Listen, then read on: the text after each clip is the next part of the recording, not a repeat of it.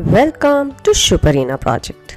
जब भी हम हमारा ड्रीम हाउस देखते हैं, एक रेसिडेंशियल प्रॉपर्टी को फाइनलाइज करने जाते हैं, तो जनरली 2 BHK, 3 BHK, 4 BHK अपनी फैमिली की साइज़ के अकॉर्डिंग घर को फाइनल किया जाता है और साथ ही देखा जाता है बजट।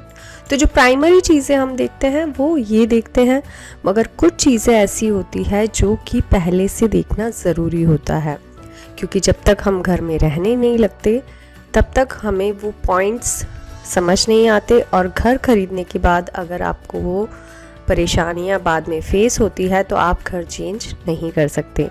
इसलिए ज़रूरी है कि ऐसे कौन से पॉइंट्स हैं, ऐसे कौन से फैक्टर्स हैं जो कि आपको पहले से अगर पता चल जाए, आप क्लियर आउट कर पाएँ, तो आप रेजिडेंशियल प्रॉपर्टी को फाइनल करने से पहले ये सब चीज़ों को देख सकते हैं और एक सही प्रॉपर्टी को फाइनल कर सकते हैं। तो आज समझते हैं कि ऐसी कौन सी लोकेशन, जब भी लोकेशन देखनी है तो किन किन चीज़ों पे ध्यान देना है। सबसे इम्पॉर्टेंट पॉइंट जिसको जनरली कंसिडर नहीं किया जाता है, क्योंकि हम कनेक्टिविटी को ज़्यादा प्रायोरिटी देते हैं, बट जब आप रात को सो रहे हैं तो आपको चाहिए होती है साउंड स्लीप। बट अगर आपके आसपास इस तरीके की चीज़ें हैं जो कि आपकी नाइट स्लीप को हर टाइम डिस्टर्ब करती है, तो ये आपकी प्रॉपर्टी का, आपकी रेजिडेंशियल प्रॉपर्टी का बहुत ही नेगेटिव पॉइंट हो सकता है, जो कि आपको अगले 15 से 20 साल के लिए इम्पैक्ट करेगा। तो वो क्या चीज़ें हो सकती हैं? जैसे कि मैरिज हॉल। आपके आसपास के एरिया में मैरिज हॉल है तो पूरे साल में जितने भी इवेंट होंगे उनका इम्पैक्ट आपको आएगा। रनिंग ट्रैफिक, अगर फ्लोइंग ट्रैफिक है तो वो भी आपको इम्पैक्ट करता है। किसी भी प्रॉपर्टी का मेन एरिया में होना, सिटी के बिल्कुल कोर एरिया में, मेन एरिया में होना बहुत लिक्रेटिव सा फील हो सकता है, बट जब हम वहाँ पे रहते हैं तो रात का जो फ्लोइंग ट्रैफिक होता है वो डिस्टर्ब करता है। इसी तरीके से एम्बुलेंस सर्विसेज 24/7 रनिंग, फैक्ट्रीज़, कोई भी रेलवे ट्रैक, तो इस तरीके की चीज़ें आपको नोटिस करना ज़रूरी है। तो आपको ये फिर कंसिडर करना बहुत ज़रूरी है कि क्या ऐसा कोई फैक्टर है जो कि आपकी स्लीप टाइम को डिस्टर्ब कर रहा है। सेकंड पॉइंट है पब्लिक ट्रांसपोर्ट। तो अगर फ्लोइंग ट्रैफिक वाली जगह पे हम घर ना लें तो फिर पब्लिक ट्रांसपोर्ट का इशू आता है।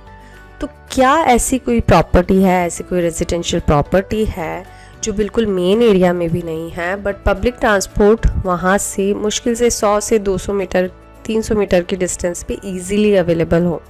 तो अगर आपको ऐसी कोई प्रॉपर्टी मिल रही है जो कि बिल्कुल फ्लोइंग ट्रैफिक में भी नहीं है और वहाँ से पब्लिक ट्रांसपोर्ट जो है वो 200 से 300 मीटर की डिस्टेंस पे ही है, बिकॉज़ आपको थ्रू आउट द ईयर इतने टाइम जब आप वहाँ पे टाइम स्पेंड करेंगे तो आपको पब्लिक ट्रांसपोर्ट की नीड, उससे कनेक्ट होने की नीड होगी ही होगी।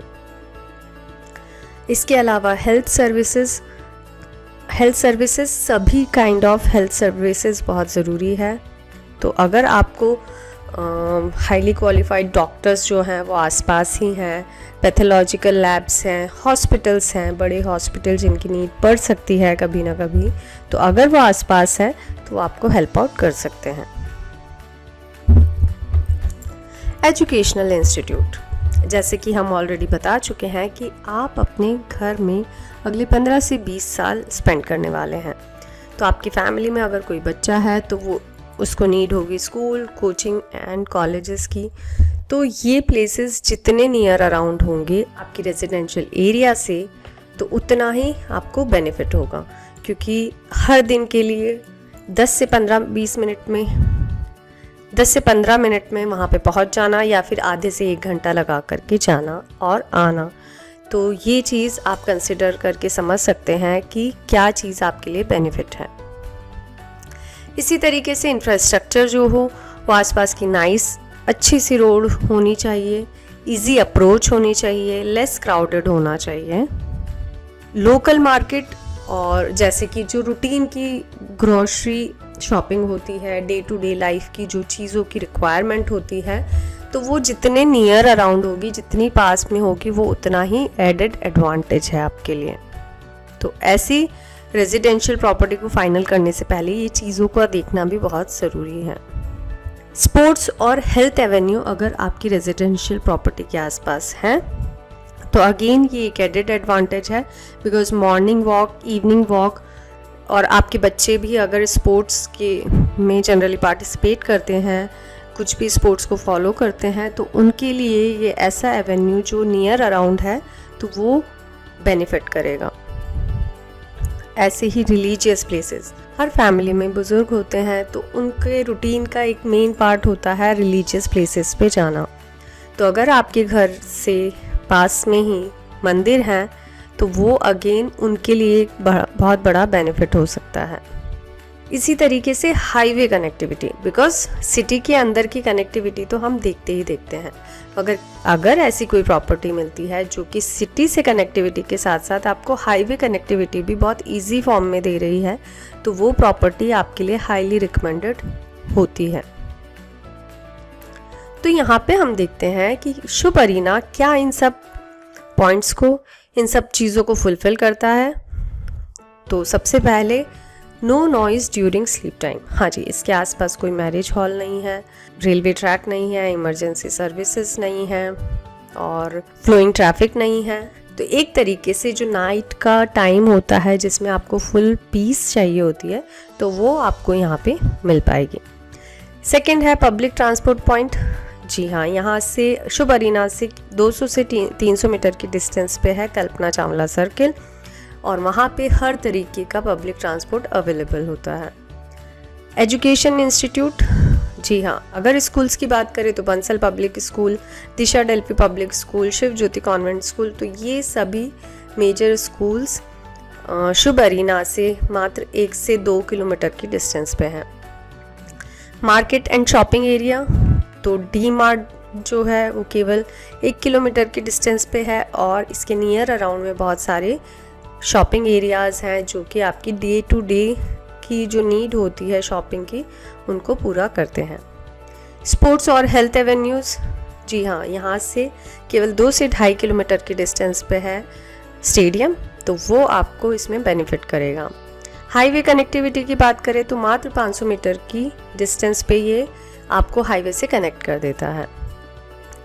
हेल्थ सर्विसेज देखी जाए तो नियर अराउंड में बहुत सारी पैथोलॉजिकल लैब्स हैं, Jain surgical hospital, medical college और भी मेजर हॉस्पिटल जो हैं वो इसके नियर अराउंड है, मात्र 1 से 2 किलोमीटर की डिस्टेंस पे आ जाते हैं।